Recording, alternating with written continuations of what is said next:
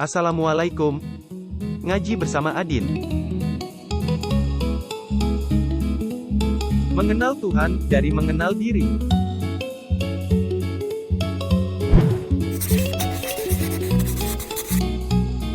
Sebuah hadits berbunyi, barang siapa mengenal jiwanya, maka dia akan mengenal Tuhannya.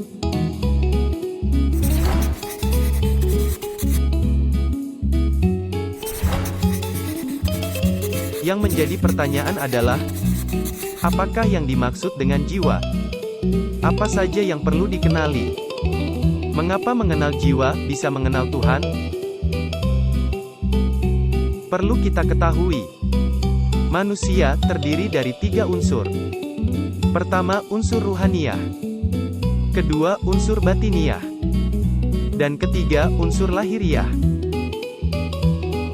Unsur ruhaniyah adalah hal yang terkait dengan ruh. Manusia tidak diberi pengetahuan, kecuali sedikit. Adapun unsur yang kedua adalah unsur lahiriah.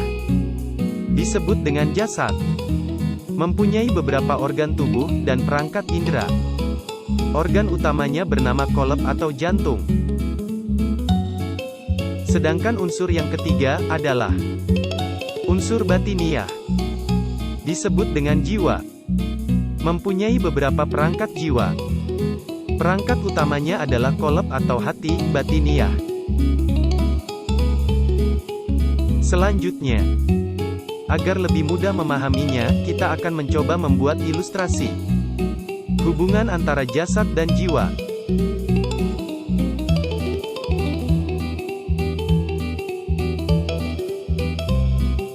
Sang jiwa ibarat seorang lelaki yang akan pergi bertugas.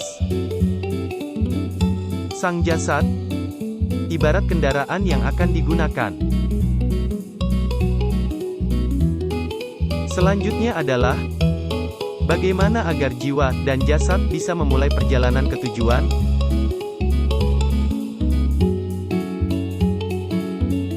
Agar jiwa dan jasad bisa memulai perjalanan.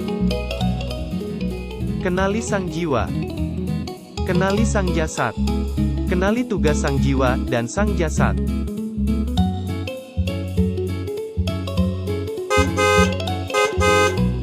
Bagaimana kita mengenal jasad? Pertama, kenali dari sifatnya. Misalnya, kalau kotor dan tak terawat, akan mudah berkarat dan rusak. Kalau terlalu banyak beban, akan lambat berjalan. Dan seterusnya. Kedua, dari kebiasaan atau perbuatannya. Misalnya, kalau tidak dikendarai, tidak mau bergerak. Kalau tidak diberi makan, tidak mau bergerak. Tidak tahu arah kecuali diarahkan. Dan seterusnya. Yang ketiga, mempersiapkan agar jasad mau dikendarai, yaitu bersihkan dari kotoran dan sifat buruk lain. Dijaga, dirawat tiap hari dari beban terlalu berat dan dari kerusakan. Membiasakan jasad agar patuh untuk dikendarai, misalkan dengan latihan-latihan. Selanjutnya adalah bagaimana mengenal sang jiwa.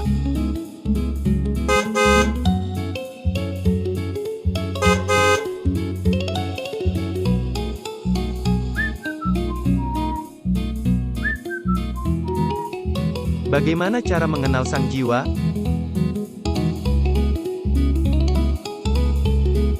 Yang pertama adalah kenali dari beberapa sifat-sifatnya.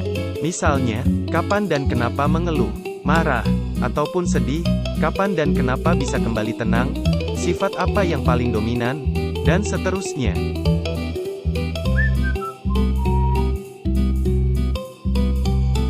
Yang kedua adalah kenali dari kebiasaan dan perbuatannya. Misalnya, kapan dan kenapa mudah bergerak, kapan dan kenapa mudah terpengaruh, kapan dan kenapa sering tak terarah, dan seterusnya.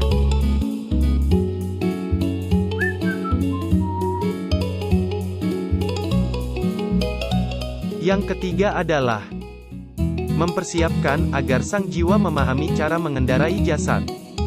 Misalnya, bersihkan sifat dan perbuatan buruk. Dijaga agar tidak lewat batas. Dibekali pengetahuan tentang jasad. Dibekali pengetahuan tentang tujuan perjalanan dan arahnya. Dan seterusnya.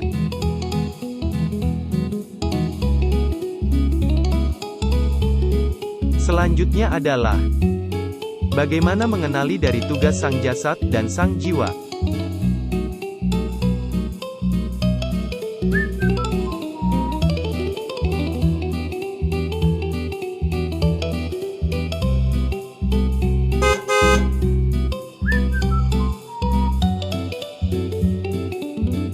Selanjutnya adalah mengenal tugas sang jasad dan sang jiwa.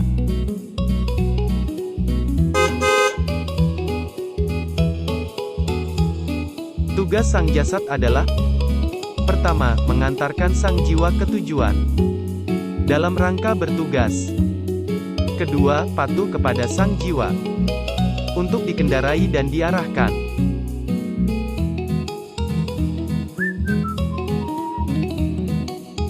Tugas dari sang jiwa adalah: pertama, mengendarai sang jasad untuk menuju tempat tujuan.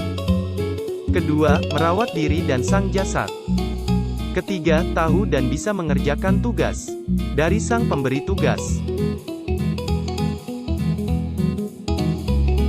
Saat sang jiwa dan sang raga berkendara bersama ke tujuan, sang jiwa akan mulai mengenali tugasnya dan bisa mulai mengenali sang pemberi tugas. Sang pemberi tugas, sang pencipta.